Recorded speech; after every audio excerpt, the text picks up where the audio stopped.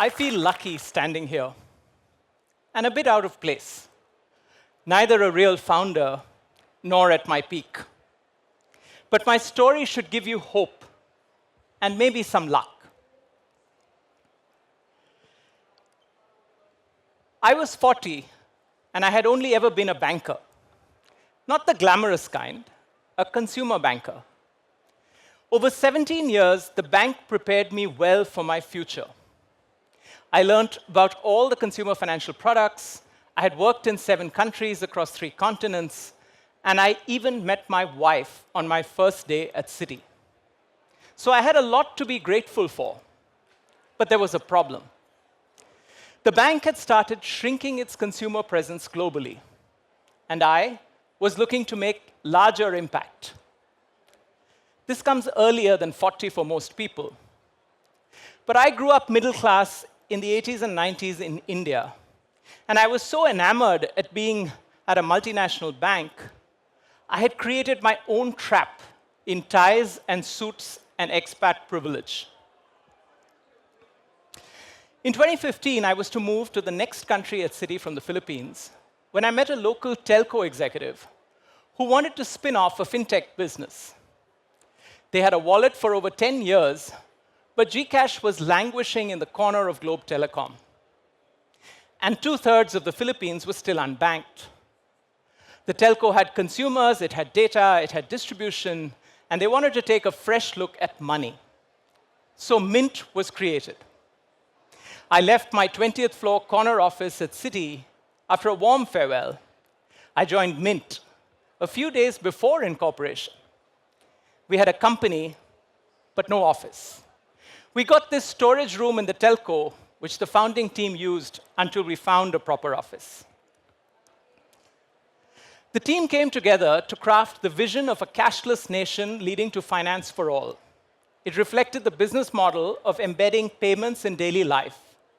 Buy load or prepaid airtime, paying bills, sending money, and other online and offline payments was the base. And we would create credit on top of that and other financial services. Now, a couple of companies had done this at scale globally. Alipay, or Ant, was the benchmark. Then in late 2016, we got lucky. Alipay came to GCash. Not the guys in the front of the picture, that was later, but some at the back. And guess who brought them over? Citi, who was helping them partner outside China. Besides capital, Ant would power us with tech and know-how. Mint had a great plan, but not much of a business. It was early to partner, and negotiating valuation was tough. But luckily, the Globe CEO had a trick or two up his sleeve, and we agreed at a number, a round one, 100 million. Now we had to deliver against the plan, something we were not good at. I got a personal lesson from Eric Jing. He asked me, "What are your 3 battles?" And after I rambled a bit, he stopped me in my tracks and said, "At any time, you can only focus on 3. So as a part of our cultural assimilation, we practice Sam Bang Fu, which roughly translates to cutting with an axe 3 times, and it was used in war. We learned to focus and execute. We picked a use case, a cash-in source, a growth channel, and every 6 months we would relook at this. We were far from perfect, but we were fast. But partnership isn't easy. It often means giving up something for greater good. It started with our tech stack, which wasn't scaling well. Ant had already developed and scaled most of what we needed. One of Ant's first contributions was an eKYC solution, which allowed us to acquire customers more easily than ever before. This was one of the many inflection points. But it wasn't just Ant. We had to partner a lot, including with competitors. We had struggled to get merchants to accept GCash. Then we got Jack Ma, who used the phone that was in my hand, to launch QR payments at an Ayala mall with Jaime Zobel de Ayala. After this, every mall group wanted to accept GCash, including SM, the largest. But the SM group also owned BDO, the largest acquirer. BDO suggested we partner with them in return for larger access. We did. We gave up competing.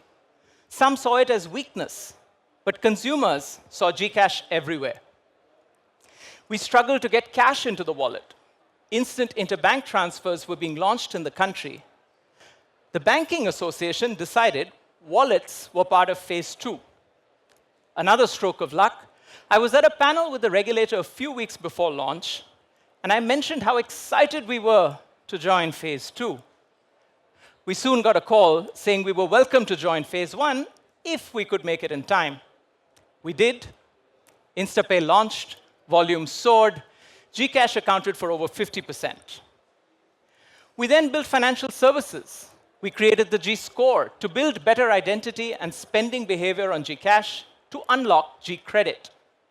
We partnered with an asset manager for the first G-Invest offering at a $1 entry. So far, according to the Ant playbook. We then launched a high-yield savings account with a regional bank entering the Philippines. Some said we helped them become the fastest-growing digital bank. But GSave changed savings behavior in the Philippines. And then COVID came.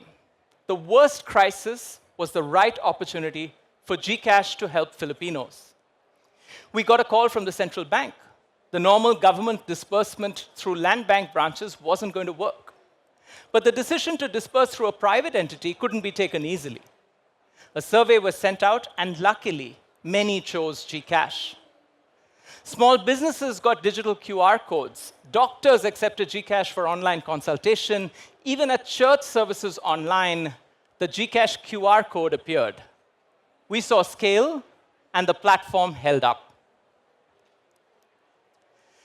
Then in 2020, it had been 5 years at GCash, and time for the next phase for the company and for me. Now, I had not seen much of my family during those years. MoMo, the leading wallet in Vietnam, was looking for a chairman.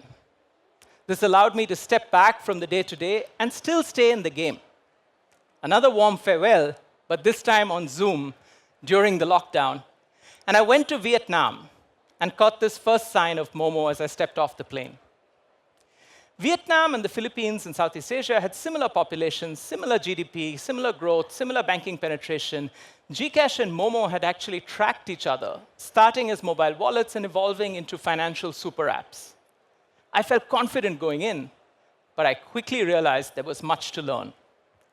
The regulatory environment was different, what was needed to succeed was different, and the DNA of MoMo was different. For starters, MoMo did not have rich parents. No equivalent of Globe or the Ayala Group, or no Ant. MoMo had tech entrepreneurs.